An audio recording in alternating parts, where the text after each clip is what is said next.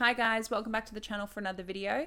Today's video is going to be the answer to the question that the majority of us by far ask ourselves at some point in our eating disorder or maybe even our recovery, and that is, am I sick enough to deserve recovery? So we're going to be looking at the number one definitive sign, the number one thing you need to qualify for deserving recovery. But before we do that, I just wanted to say a big thank you to everyone who contributed to the discourse on Friday's video, who, put their points forward in the comments section in such a constructive, respectful way. I was actually expecting a bit more of a hellscape to open up in the comments section, if I'm being totally honest. But most people were really supportive, and even those who disagreed, just as respectful and kind as you always are. Never surprised by that in this community, but always grateful. As far as the discussion we were having on Friday, the topic we were talking about, it's not something I intend to talk about again unless there is further or a change in the lack of effectiveness in trying to reach that person or use that message for awareness. I'm not going to talk specifically about that person. I rarely have. It's more so talking about how we as a community can effectively respond and where our efforts are best directed within the eating disorder space. But on to today's video. So the reason I wanted to finally give this definitive answer to what it takes to be sick enough to recover from an eating disorder is because in the 8 years that I've been online, and definitely in this eating disorder space, it's in the top 3 of all the questions I receive. And that question is, am I sick enough? But it comes in a few different forms. Am I sick enough to deserve recovery? At what point will I be sick enough? Once I reach this weight or this size, once I get this diagnosis, once I'm referred to inpatient treatment, once I have a team, whatever it might be, tends to be these different forms of this same question. And that is around this whole concept of what is it to be sick enough? So like I said, I've looked at all of my responses and all the ways that I have answered that question, both online and in person, and I have come up with a definitive top of the list answer for what makes you sick enough to deserve recovery. And the most universal number one sign that you are in fact sick enough is you asking, am I sick enough? Which is just another incarnation of the mind-bending nature of eating disorders, that very often the questions that we're asking are actually the answers. That the question you're asking and the reason you're asking it is reflective of the fact that you're expressing a symptom.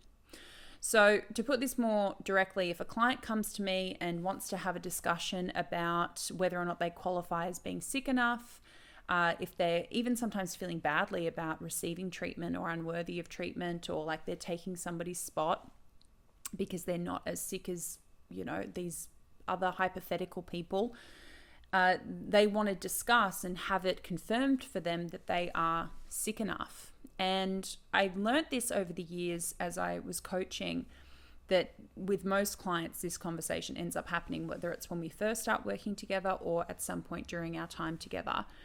And I initially would have those conversations and be able to point out to them, pretty clear indicators that they were experiencing symptoms, that even just the very fact that they were miserable and, struggling with their relationship with food or their body was indicator enough.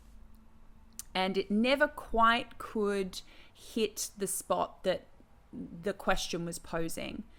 And it wasn't until I started to tell clients, I'm not going to go through a list of all the reasons why I think that you're sick enough, or try to convince your eating disorder that you're sick enough, because A, it will never be convinced, just as it will never be convinced that you've satisfied what it wants you to do when you reach its targets. What does it do? It just moves the targets and tells you the old targets weren't good enough. So you'll never, ever be sick enough for your eating disorder, ever. But I started telling them what I was observing, which is that the question itself is you expressing a symptom of an eating disorder. When people have that curiosity, or sometimes it even feels, and I've experienced it myself, feels like paranoia, or it feels like, really severe doubt or imposter syndrome. it can be a real roadblock for people because it starts to demotivate someone from moving forward because they're spending so much time just even trying to figure out, am I sick enough? So the very question, am I sick enough? When will I be sick enough? I believe I'll be sick enough by this point or that point or that point. Don't get into the minutiae with yourself. That is a red flag straight away. Instead of getting into the back and forth with the eating disorder, which, by the way, is the least qualified person in the room, including the healthy part of you. The healthy part of you is much more qualified to tell you whether or not you deserve to recover. Your eating disorder self is literally the least qualified thing, person, whatever you want to call it, on the planet to determine whether or not you are sick enough to deserve recovery. It would be like asking a toddler to run a Fortune 500 company. They're not qualified, they're not capable, and they don't have the reasoning, rationality, and capacity to be able to run a company. Your eating disorder cannot run your recovery, and therefore, if it is asking questions about the legitimacy of your illness and your recovery, then it's a red flag. It's just oh, that's right, of course my eating disorder is not going to approve of my recovery because it's the avenue by which I'm getting rid of it. We wouldn't exactly be cheering people on as they tried to get rid of us, right? But to be able to identify that thought pattern and say, this is a symptom. This is a symptom of my illness. This isn't actually a thought process to dive into and debate and exhaust myself over. My response to that is, thank you, eating disorder self, for expressing a very, very common symptom, but you are not qualified to advise me on my illness or my recovery because it simply isn't. And if what you are hearing from your eating disorder is, I'm not sick enough, it's probably also, and I hear this a lot, at times telling you you're too unwell.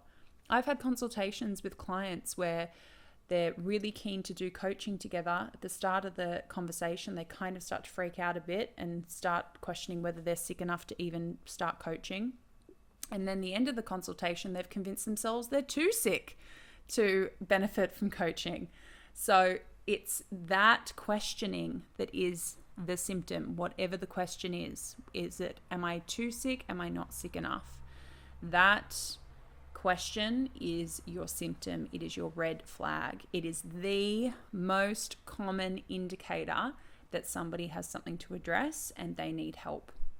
You very rarely come across people who tell themselves they're not sick enough or they have to get to a certain level of illness to qualify for care and treatment and recovery. I want to really put that under the caveat that, of course, our very poor treatment access globally is hugely to blame for this sick enough mentality. I do believe it's a natural part of the illness that is exacerbated and legitimized by really poor treatment access and really poor responses from professionals. So if you are someone who has had your not sick enough concerns backed up by doctors who tell you you're in too large of a body to have an eating disorder and prescribe weight loss solutions, what an oxymoron. Or if you are someone who voluntarily went to go and get help, but you were told that it wasn't bad enough or that you didn't qualify or that insurance wouldn't cover it because your BMI, that ever useless measure, meant that you didn't qualify for help. That doesn't mean that you are not sick enough. It means that we have not gone far enough yet in being able to educate our treatment providers, particularly GPs, and it means we certainly haven't gone far enough yet when it comes to the spheres of treatment and insurance, etc. So our issue with our symptom is that it is backed up by the institutions which are supposed to be helping us and treating us and getting us access to care. So I do want to qualify this advice of how to view your not sick enough thoughts or too sick thoughts, and to hopefully be able to interact with those a bit more effectively. But really do understand if you feel like your imposter syndrome in recovery has been backed up by professionals. Similar things happened to me. I had friends of many years tell me there was no way I could have an eating disorder because of my size, and I was someone who was diagnosed with anorexia binge purge subtype. So I didn't fit the stereotype that majority of society currently still thinks of when they think of eating disorders, and particularly anorexia. So I understand to a degree the feeling of being invalidated by yourself, and then to have that invalidated by other people. I don't understand that as somebody in a larger body at the time of going through recovery. So I'm not going to pretend to speak to other people's experiences, but I do understand how invalid you can feel. That is why it is so important to stay plugged into online communities, or, people in your life who validate your illness, who understand, who have a greater understanding of eating disorders and sort of the societal surface level of eating disorder awareness. There are many more professionals emerging within this field who are weight inclusive, who are HAES informed, who will not receive you in the way that too many of us have been from a treatment perspective. But as far as your internal battle about being sick enough, the most important person who can validate you, whether it's in recovery or your life in general, is you. You have to live with yourself 24 hours a day. So if you are telling you that you are not sick enough, or you don't deserve recovery, or you don't deserve treatment, you are the one who has to challenge that for yourself. And that is by acknowledging this is not a genuine thought process to get stuck into. This is a symptom. This is my illness expressing itself. And I now need to think, what would I do for somebody else who was telling me that despite the fact that there is all this evidence to say that they are suffering and an eating disorder is still present, but they were telling me they weren't sick enough, what would you say to them? Is probably a good place to start with that exercise. So just something to think about for this week. If you're someone who has been battling or ever battled the not sick enough, too sick conundrum or symptom, as we've established, please know it is the most common indicator that there is something up, that there is something to address to whatever extent that you're experiencing it, or it feels miserable. You are always deserving of treatment and help and care. And if you can get access to that, you are not taking somebody else's spot. You are as deserving as the next person, no matter what the diagnosis or non-diagnosis, no matter what body you inhabit, no matter your gender, your orientation, your race, your age. We are all deserving, and we all have more work to do to make sure that all those people I just named get equal and fair access to treatment. But first, we've got to make it as possible for you to challenge that internally. So guys, a little bit of food for thought. Let me know your thoughts on not sick enough, your views on it, whether you see it as a symptom or something that you have to get stuck into and challenge back and forth. If it's something you've overcome, if you have some thoughts on reflection, if that's something that you went through at any point in your eating disorder or recovery. I will be back next week with another video, sending you all so much love. I'm having a bit of a chronic pain day, which is why we're on the sofa. And I am about to go and literally tie a hot water bottle to my body, quite literally, and then wrap myself in a weighted blanket like a hot water lady burrito. Anyway, guys, sending you lots of love with that visual. See you next week. You take care. We're in lockdown in Sydney. I know lots of places in Australia are locked down. Stay safe, stay connected. Sending you all tons of love. Bye, guys.